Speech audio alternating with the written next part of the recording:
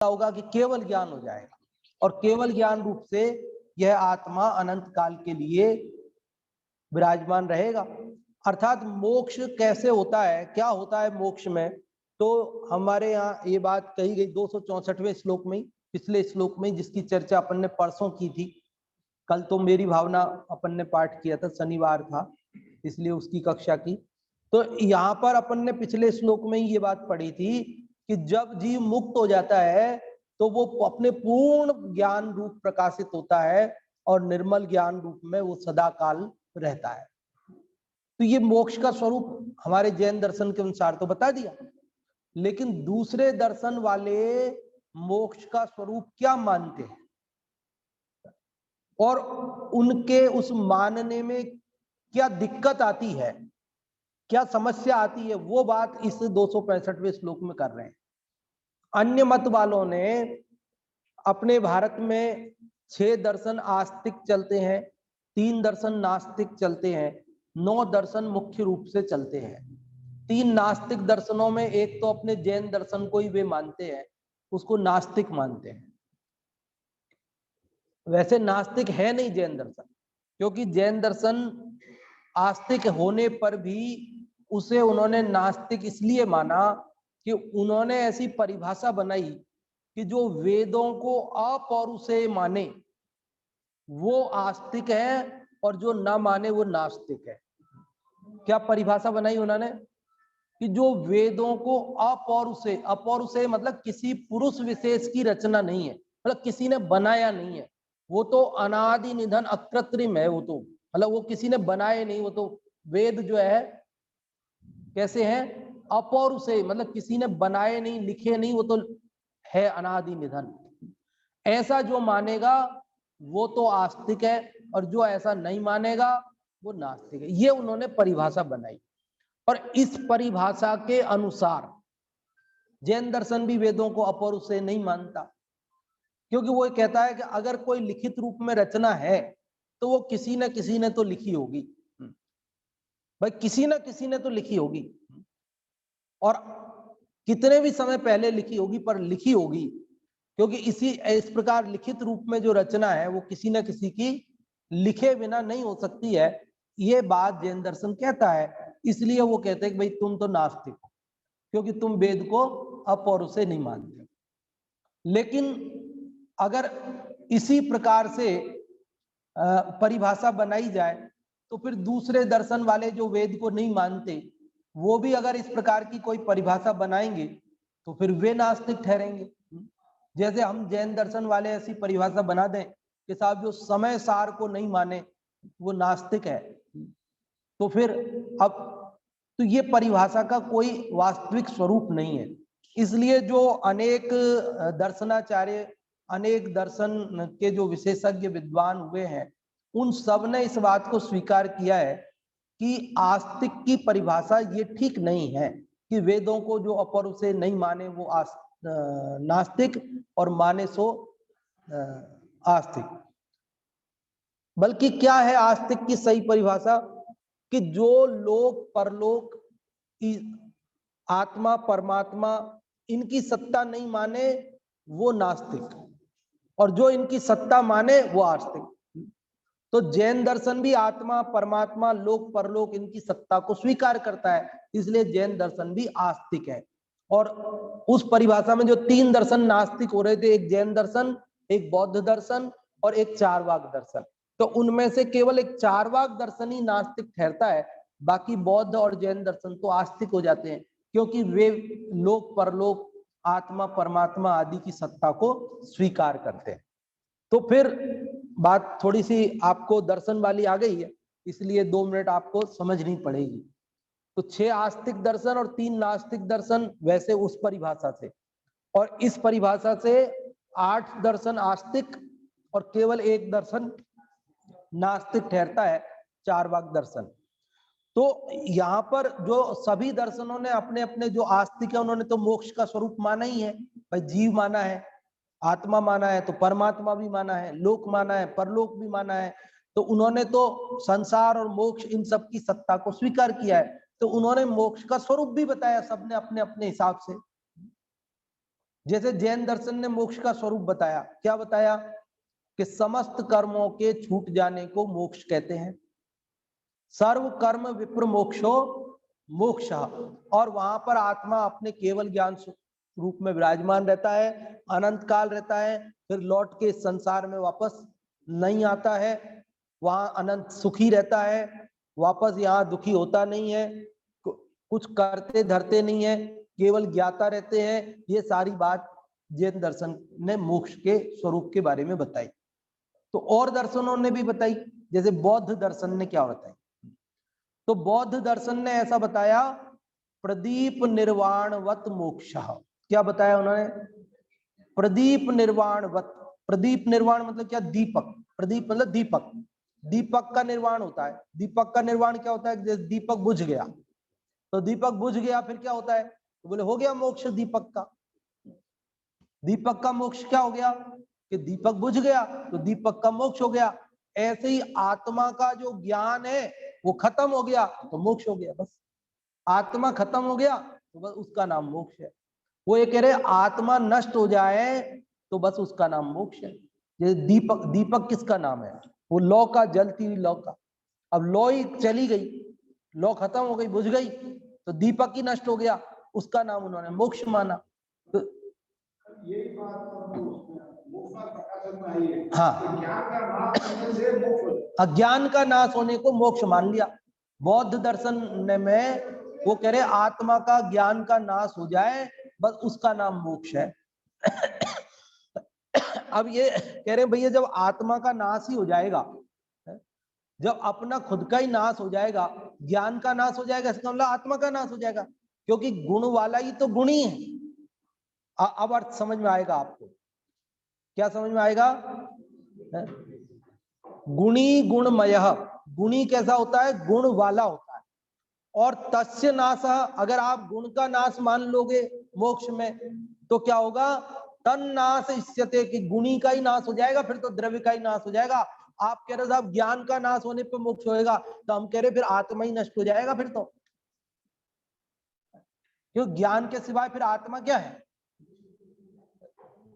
जब ज्ञान नष्ट हो गया तो फिर आत्मा ही नष्ट हो जाएगा। अतएव इसलिए ही निश्चय से निर्वाणम, निर्वाण शून्यम, निर्वाण कैसा हो जाएगा फिर उनके अनुसार, शून्य, शून्य मतलब जीरो, कुछ नहीं। अन्य विकल्पितम, अन्य मतलब अन्य दर्शनों के द्वारा, विकल्पितम मतलब कल्पित किया गया है, माना गया है। इसका पूरे का अर्थ फिर से मैं बोलता हूं कि गुणी गुण वाला होता है। यदि आप मोक्ष में गुण का नाश मानोगे तो फिर गुणी का ही नाश हो जाएगा, और इस प्रकार से आपने जो मोक्ष का स्वरूप माना है वह मोक्ष का स्वरूप शून्य हो जाएगा, कुछ नहीं, मतलब मोक्ष मतलब कुछ नहीं। समझ में आती है बात। अब हिंदी वाला पढ़ते देखो, गुणमय होता गुणी, अतः गुण के विनाश से गुणी विनाश, अतः अन्य मत द्वारा कल्पित शून्य अवस्था में निर्वाण। गुणमय होता गुणी, गुणी कैसा होता है, गुण वाला होता है, अतः गुण के विनाश से गुणी का विनाश हो जाता है। अतः अन्य मत द्वारा जो कल्पित मोक्ष का जो की कल्पना की गई है वह शून्य अवस्था में निर्वाण, उन्होंने तो शून्य को निर्वाण मान लिया, कुछ नहीं बचे, इसका नाम निर्वाण हो गया। यहाँ एक नंबर लगाया ना, फुटनोट में नीचे लिखा भी है कि बौद्ध मतानु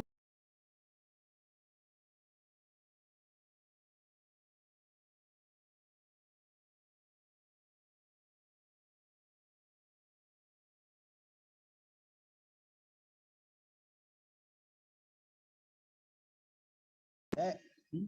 क्या कह रहे कि बौद्ध मतानुयायी क्या मानते हैं, निर्वाण को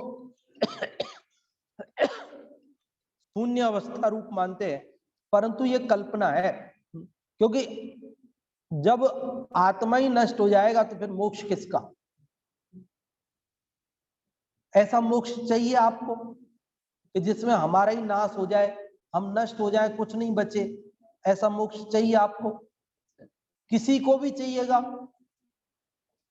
बौद्ध मतानुयायी से भी यदि हम पूछें कि हे भाई, आपको ऐसा मोक्ष चाहिए कि जिसके अंदर आपका स्वयं का ही अभाव हो जाएगा, नाश हो जाएगा,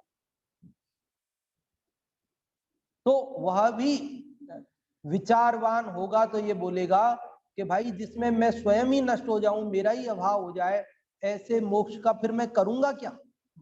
भाई मोक्ष हम किस लिए चाहते हैं? कि हम सुखी हो जाएं। जब हम ही नहीं रहेंगे तो फिर सुखी कौन होगा? देखो, जगत में भी इस प्रकार का सुख कोई चाहता नहीं है। लोक में मान लीजिए जैसे किसी एक पुरुष की मृत्यु हो गई, डेथ हो गई, अब उसकी पत्नी को दुख तो बहुत है इस बात का कि भाई हमारे पति का वियोग हो गया, मृत्यु हो गई, तो दुख तो बहुत है, इच्छा भी बहुत है कि जिंदा हो जाए, काश कोई इन्हें जिंदा कर दे, मरण को प्राप्त नहीं हो है? लेकिन यदि कोई ऐसा उपाय बताए कि भाई ये तो जिंदा हो जाएंगे और तुम मर जाओगी, तो ऐसा उपाय कोई करना पसंद करेगी? कि वो ये बोलेगी कि जब मैं ही नहीं रहूंगी तो फिर इनके जिंदा रहने से मुझे क्या लाभ होगा? वो तो मैं भी जिंदा रहूं और ये भी जिंदा होए तब तो बात ठीक है, लेकिन अगर मेरा मरण हो जाएगा तो फिर ये जिंदा रहेंगे कि मरेंगे कि होंगे कि नहीं होंगे, उससे मुझे क्या फर्क पड़ने वाला? अब त्याग बलिदान की बात अलग है, तो वो कहे नहीं मैं मर के भी ये जिंदा रह जाए, वो अलग बात है। लेकिन सामान्यतः बात तो यही होगी ना कि भाई मेरे जिंदा, मैं मर के तो किसी को क्या जिंदा, तो ऐसे मेरा अभाव हो जाए, मैं नाश को प्राप्त हो जाऊं, मैं नहीं बचूं, मेरा सब नेस्त नाबूद हो जाए, आत्मा नष्ट हो जाए और उसका नाम मोक्ष हो, तो ऐसा मोक्ष कौन चाहेगा? ऐसे ही अन्य मतों के बारे में भी ऐसा ही है। अब देखो, एक युग था जिस समय सब दर्शन वाले अपने अपने सिद्धांत को बिल्कुल शांत भाव से प्रकट करते थे कि देखो हम मोक्ष ऐसा मानते हैं, आप बताओ आप कैसा मानते हो? फिर वो कहते, बौद्ध वाले कहते हम ऐसा मानते हैं, वो वेदांत वाले कहते हम ऐसा मानते हैं, सब अपना अपना बताते थे, लेकिन वे झगड़ते नहीं थे, झगड़ा नहीं करते थे, एक दूसरे से द्वेष नहीं करते थे। वो तो कहते थे ठीक है विचार करो, वादे वादे जायते तत्वबोधा, है कि आप अपनी बात रखो, हम अपनी बात रखते हैं, सब एक दूसरे की बात को सुनते थे शांति से, और जो बात सही लगती थी उसे स्वीकार कर लेते थे, नहीं लगती थी तो ठीक है भैया, तुम्हारी बात तुम्हारे पास, हमारी बात हमारे पास, झगड़ा किस बात का? लेकिन अभी समय थोड़ा अलग है। अब इतनी सहनशीलता हम लोगों में नहीं बची कि हम किसी की बात को सुन सकें, मान सकें, स्वीकार कर सकें। अभी तो हम जैसा मानते हैं वैसा ही सुनना पसंद करते हैं। कोई अगर दूसरी बात कहे, विरुद्ध बात कहे, अपना विरुद्ध पक्ष रखे, तो हम तो उस बात को पहली बात तो सुनना ही पसंद नहीं करते, और सुन भी लेवे तो हमसे सहन नहीं होती, हम झगड़ा करने पे उतारू हो जाते हैं। इसलिए अब समय बदल गया और अब इस प्रकार की ज्यादा चर्चा वार्ताएं, वाद विवाद आदि की स्थितियां अब वैसी नहीं रही। इसलिए मैं भी आपको पूरे 9 दर्शनों ने मोक्ष का क्या स्वरूप बताया है और उसमें क्या कमी बैठती है, वो सारी चर्चा आपके बीच नहीं रखूंगा, है ना? क्योंकि ये सब तो ऑनलाइन भी है, अभी तो अभी आपके बीच में नहीं है केवल, इसको कोई भी व्यक्ति कभी भी, आज भी, कभी भी सुन सकता है। इसलिए हम कोई भी बात ऐसी नहीं करना चाहते हैं जिससे कोई तरह का विवाद हो। लेकिन ये बात बिल्कुल स्पष्ट है कि दर्शन की किताबों में है, सब में है, सब पढ़ते हैं, सबके दर्शनों की किताबों में है, और यूनिवर्सिटी में पढ़ाई जाती है, कॉलेज में पढ़ाई जाती है, सरकार पढ़ा रही है, हमको पढ़ाई है, हमको डिग्री दी सरकार ने इसी बात की है। तो हमने भी पढ़ी है और हम भी पढ़ाते हैं, अभी भी चलती है। तो उसमें इसलिए अगर हम थोड़ा बहुत बताएंगे तो भी उसमें कोई दिक्कत वाली बात नहीं है, क्योंकि अभी तो सरकार पढ़ा रही है, हमें पढ़ाई है, तो हम पढ़ाते हैं, सरकार हमको इस बात की तनख्वाह भी देती है पढ़ाने की, तो इसलिए ऐसी भी कोई बात नहीं है। तो बौद्ध मत का तो आपको नाम लेकर के ये यहाँ लिखा ही था, तो वो हमने आपको बता ही दिया है ना? एक एक मत ऐसा मानता है कि आत्मा के जो विशेष 9 गुण हैं, बुद्धि, सुख, ज्ञान, कर्म आदि, ये 9 गुणों का नाश हो जाए तब जाकर के उसका नाम मोक्ष होता है। नैयायिक दर्शन है, वो नैयायिक दर्शन ऐसा मानता है कि आत्मा के 9 विशेष गुण होते हैं, जिनमें प्रमुख गुण सुख है, बुद्धि है, कर्म है। बोले इनका आत्यंतिक विनाश हो जाए, ये पूरी तरह नष्ट हो जाए, तब जाकर के क्या होगा, निर्वाण हो जाएगा, मोक्ष हो जाएगा। अब कहते वही देखो, आप नैयायी को मतलब आप न्याय पसंद करते हो, नैयायिक मतलब न्याय दर्शन।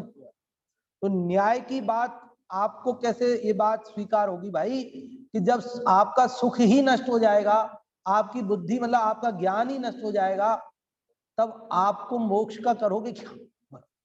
मोक्ष अपन किस लिए चाहते बताओ? कि हम सुखी हो जाएं, हम ज्ञानी हो जाएं। दुनिया का हर आदमी ज्ञान और सुख चाहता है, बोलो चाहता कि नहीं चाहता है? हर आदमी सुखी होना चाहता है। हम सुबह से लेकर के रात को सोने तक जितने भी काम करते हैं, सब किसके लिए करते हैं? सुखी होने के लिए या दुखी होने के लिए? और मोक्ष भी हम चाहते हैं तो किसके लिए? दुखी होने के लिए, सुखी होने के लिए? और ज्ञानी होने के लिए, जानने के लिए ही तो सारा कुछ है। हम अखबार पढ़ते हैं तो वो भी जानने के लिए, भले उससे कितना भी ज्ञान होए नहीं होए, कुछ भी होए, लेकिन दिन भर हम 2-2 मिनट में अरे कुछ आया तो नहीं, कुछ आया तो नहीं, फोन में व्हाट्सएप में देखते, तो वो किस लिए? वो ज्ञान करने के लिए। भले वो ज्ञान है, अज्ञान है, जो भी है, लेकिन उसी में हम तो जानने के लिए इतने उत्सुक हैं कि एक कोने में अगर पर्दा लगा दिया जाए और उस पर लिख दिया जाए कि इधर देखना मना है,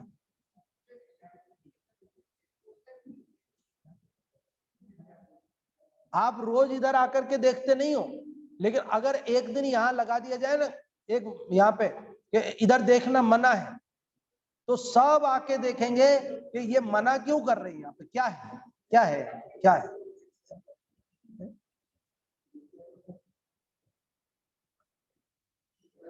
झगड़ा हो रहा है तो आपको पता है कि पास में जाएंगे तो कहीं कोई चोट अपने भी लग सकती है, लेकिन जिज्ञासा ऐसी है कि क्या झगड़ा हो रहा है, किसका झगड़ा हो रहा है, क्यों हो रहा है, क्या बात है, देखने के लिए पास में जाके देखता, जबकि पता है कि पास में जाने में खतरा ही है, कहीं वो उसको दूसरे को मार रहा हो और अपने लग जाए। और अभी कोई पुलिस आएगी तो वो अपने को कहेगी, गवाह बना देगी, बताओ तुमने क्या देखा था, गलती किसकी है, किसने किसको मारा, वहां गवाही देनी पड़ेगी, बार बार जाना पड़ेगा। लेकिन फिर भी जब हम पढ़ते थे ना, तो जयपुर में जब कर्फ्यू लगा था, अयोध्या कांड हुआ था, उस समय कर्फ्यू लगा था, हम पढ़ते थे, तो एक आध विद्यार्थी निकल गए साइकिल लेके देखने के लिए कि वो कर्फ्यू में क्या होता है। तो साहब रामगंज में इतनी सारी दुकानों में आग लगा दी है, ऐसा कर दिया, वैसा, तो वो देखने के लिए निकल गए, कैसे आग लगा दी, क्या हो गया, कितनी जल गई है। अब बाद में वो थोड़ी देर की छूट दी थी, वो तो कर्फ्यू में ढील दी थी जरूरी सामान लेने के लिए, अब वो चले गए, अब वहां बीच में फिर दंगा फसाद चालू हो गया, तो वापस ढील खत्म करी, अब वो फंस गए बीच में। तो संकट आ सकता है ये जानते हैं, फिर भी हम जानने के लिए लालायित रहते, जानने के लिए क्या रहते हैं? लालायित रहते। तो ज्ञान और सुख तो सारी दुनिया चाहती है, मोक्ष भी इसीलिए चाहती है कि हम सुखी हो जाए, और जिसमें हमारा ज्ञान भी नष्ट हो जाए, हमारा सुख भी नष्ट हो जाए, सब गुण नष्ट हो जाए, हम ही नष्ट हो जाए, ऐसा मोक्ष कौन चाहे? और मोक्ष को यूं आसानी से बैठे बिठाए तो मिलता नहीं है। मोक्ष के लिए भी खूब कठोर पुरुषार्थ करना पड़ता है। मोक्ष के लिए भी सब जो हमें अच्छे लगते हैं इंद्रियों के विषय, वो सब त्यागने पड़ते हैं, और सब है ना, घर गृहस्थी वगैरह सब छोड़ करके वन जंगल आदि में एक जगह बैठ करके ध्यान करते हैं, आत्म ध्यान करते हैं, काय क्लेश सहन करते हैं, कितनी कितनी सब दर्शनों में यही विधि है थोड़ी थोड़ी। तो ये सब इतना कष्ट सहन करेंगे और फिर बाद में पता चला कि हमारा सुख नष्ट हो गया, ज्ञान नष्ट हो गया, हम खुद नष्ट हो गए, ऐसा मोक्ष कोई चाहेगा? कुछ दर्शनों में ऐसा मानते हैं कि साहब यहाँ से आत्मा जब मुक्त होता है तो वहां ईश्वर के पास में, परमात्मा के पास में चला जाता है और उनकी सन्निधि में उनकी संगत वहां रहता है, उनके चरणों में। जैसा आप बोलते हो श्री चरणों में स्थान दे, तो श्री चरणों में स्थान मिल जाता है, वहां रहता है और दीर्घ काल तक वहां रहता है, श्री जी की सेवा करता है और उसके बाद लंबे समय बाद श्री जी कहते हैं कि भाई अब तुम जाओ, तो वो फिर वापस इस धरती पर आ जाता है। ऐसा मोक्ष मानते हैं। लेकिन जैन दर्शन के अनुसार मोक्ष का यही स्वरूप है कि जीव एक बार मुक्त हुआ, उसके बाद कल्पांत काल तक भी लौटकर संसार में वापस नहीं आता और वहां पूर्ण ज्ञान और पूर्ण सुख से सहित सदा सदा के लिए रहता है। यही जैन दर्शन में मोक्ष का स्वरूप माना गया है। मैं तो आज जिस पद पे नौकरी में सरकारी में हूं, वो भी मेरे को इसी प्रश्न के जवाब में नौकरी मिली है। आरपीएससी में जो इंटरव्यू हुआ था, मेरे सारी डिग्रियां वो ऐसे फाइल बना के रखते हैं वहां पे, तो लास्ट डिग्री मेरी जैन दर्शनाचार्य थी, तो नीचे से ऐसे पूरी डिग्रियां लगी हुई थी फाइल में, सबसे ऊपर जैन दर्शनाचार्य की थी। तो जैसे ही वहां इंटरव्यू लेने वाले ग्रुप ने जैसे ही वो फाइल खोली तो ऊपर ही ऊपर लग रही थी जैन दर्शनाचार्य। तो उन्होंने कहा अच्छा आप जैन दर्शनाचार्य हैं? मैंने कहा हाँ। तो उनका अच्छा बताइए, जैन दर्शने मोक्षस्य किम स्वरूपम, संस्कृत में ही हुआ था इंटरव्यू। तो बोले जैन दर्शने मोक्षस्य किम स्वरूपम। तो मैंने कहा जैन दर्शने सर्व कर्म विप्र मोक्षो मोक्षः इति मन्यते। जैन दर्शन तो ऐसा मानता है कि समस्त कर्मों के छूट जाने का नाम मोक्ष है। तो उनका अच्छा मोक्ष को ऐसा मानते हैं? मैंने कहा हाँ ऐसा मानते हैं। तो बोले फिर आश्रवस्य किम स्वरूपम, उन्होंने सुन रखा होगा कहीं कि जैन दर्शन में 7 तत्व होते, आश्रव होते, बंद होते। तो उनका आश्रवस्य किम स्वरूपम, संवरस्य किम स्वरूपम, निर्जराया किम स्वरूपम, ऐसे वो प्रश्न पूछते गए और ये तो अपन जानते ही थे, अपन बताते गए। फिर उन्होंने थोड़ा जीके के बारे में पूछा तो हमने हाथ जोड़ के कह दिया कि हमें कुछ नहीं आता, जीके आता ही नहीं था, तो जोड़ दिया हाथ, नहीं आता। तो उन्होंने संस्कृत के बारे में पूछा तो वो आता था थोड़ा, तो उन्होंने कहा कि ये बोर्ड भी रखा है, बोर्ड चौक सब रख रखी थी उन्होंने। तो बोले बोर्ड रखा है, चौक भी रखा है, अब हम जो भी बताएं वो सब इस पे बोर्ड पे लिखो आप जा करके। तो हमने लिख दिया, वो सब आता था तो वो लिख दिया। फिर कुछ और दूसरी बातें पूछी उन्होंने तो वो भी हमें आ गई। तो उन्होंने कहा ठीक है आप जाइए। अब हमें तो पता नहीं हमारा सिलेक्शन हुआ कि नहीं हुआ, लेकिन बाहर आके देखा तो वो सिलेक्शन वाली लिस्ट में हमारा नाम आ गया था। 5 बजे रिजल्ट आता था, पहले नियम था कि आरपीएससी का कि 5 बजे, आज जो इंटरव्यू हुए, जो इंटरव्यू लेने वाले हैं उनको बाहर तब निकलने देते थे जब आप रिजल्ट बना करके साइन करके और आप दे दो, और मोबाइल वगैरह सब उनके पहले रखते थे अंदर। उनको इंटरव्यू लेने वालों को मोबाइल वगैरह सब यूज नहीं करने देते थे और रिजल्ट पे साइन करवा के उसके बाद ही उनको फ्री करते थे। तो हमको वहां घंटा एक बाहर इंतजार करना पड़ा, 4-1 बजे इंटरव्यू हो गया, 5 बजे लिस्ट बाहर आ गई, तो उसमें हमारा सिलेक्शन। तो ये मोक्ष का स्वरूप जैन दर्शन में तो ऐसा माना है। कैसा माना है जैन दर्शन में मोक्ष का स्वरूप? कि कर्मों का अभाव होता है, ज्ञानावरण, दर्शनावरण, मोहनीय, वेदनीय, आयु, नाम, गोत्र, अंतराय, ये 8 कर्मों का अभाव होता है और आत्मा अपनी पूर्ण स्वाभाविक दशा में अपने ज्ञान, पूर्ण ज्ञान, अभी तो ज्ञानावरण का थोड़ा उघाड़ होने से ज्ञान थोड़ा है, मति ज्ञान है, श्रुत ज्ञान है। फिर जब कर्म नष्ट हो गया तो ज्ञान का पूर्ण उघाड़ हो जाता है, केवल ज्ञान, सर्वज्ञता, लोकालोक सब झलकने लगता है उनके ज्ञान। अभी मोहिनी कर्म के उदय से यद्यपि आत्मा का गुण सुख है, स्वभाव सुखी है, लेकिन वो दुख रूप परिणमन कर रहा है। लेकिन वहां मोहिनी कर्म का अभाव होने से पूर्ण सुखी हो जाता है। तो ऐसा मोक्ष का स्वरूप माना है जैन दर्शन में। और अन्य दर्शनों में जो मोक्ष का स्वरूप माना है उसका कुछ सार मैंने आपको बताया कि जैसे बौद्ध दर्शन ने ज्ञान के नाश को, मतलब आत्मा के नाश को ही मोक्ष माना है। न्याय दर्शन का मैंने बताया कि वहाँ जो वैशेषिक न्याय वैशेषिक जो दर्शन है वो विशेष गुणों के अभाव का को नाश को मोक्ष मानते हैं। और अन्य जो मत हैं उनमें मुख्य रूप से धारणा चलती है कि वे वहां पर श्री जी के चरणों में सन्निधि में रहते हैं और दीर्घ काल तक वहां रहते हैं, लंबे समय तक रहते हैं, श्री चरणों की सेवा करते हैं, उनका आशीर्वाद प्राप्त होता है और फिर जो है लंबे काल बाद वे फिर पुनः यहाँ लौट कर आते हैं।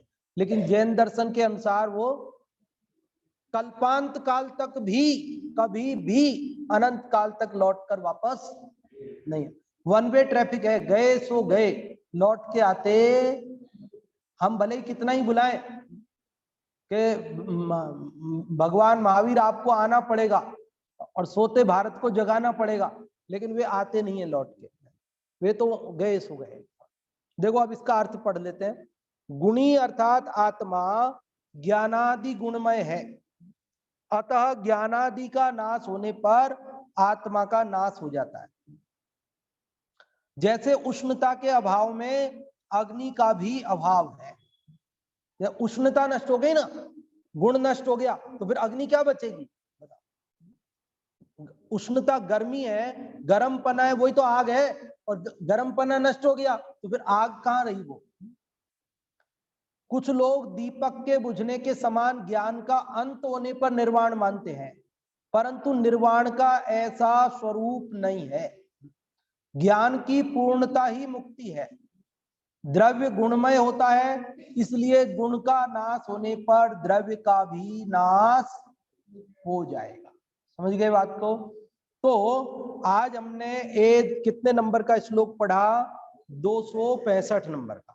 और इसमें सार रूप में बात करें तो क्या बात बताई गई है कि इसमें यह बात बताई गई है कि मोक्ष का स्वरूप जो अन्य मत में इस प्रकार का माना है कि आत्मा के गुणों का नष्ट हो जाना, आत्मा का नष्ट हो जाना वो मोक्ष है, तो ऐसा मानने पर जब आत्मा का ही नाश हो जाएगा तो फिर मोक्ष किसका? इसलिए शून्य रूप वो मोक्ष ठहरेगा। वो मोक्ष कैसा होगा? शून्य होगा, जीरो। मोक्ष मतलब क्या? जीरो, कुछ नहीं बचा। और जैन दर्शन ने मोक्ष क्या माना है वो पिछले 264वें श्लोक में बताया ही था कि वो जो है निर्मल पूर्ण निर्मल रूप में, ज्ञान रूप में वो विराजमान रहता है और कल्पांत काल तक भी वो लौट करके नहीं आता है। तो ये सारी चर्चा अपन ने पढ़ी।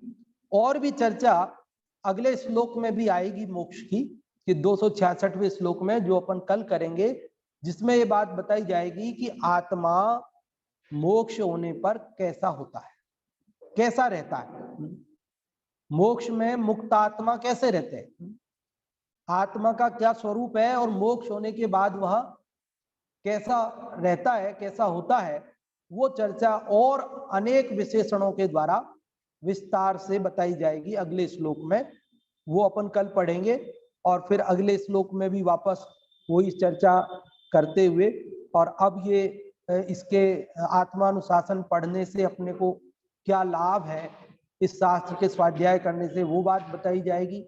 फिर और इसकी रचना किसने की वो बताई जाएगी, और फिर ये पूर्णता को प्राप्त हो जाएगा 270वें श्लोक में।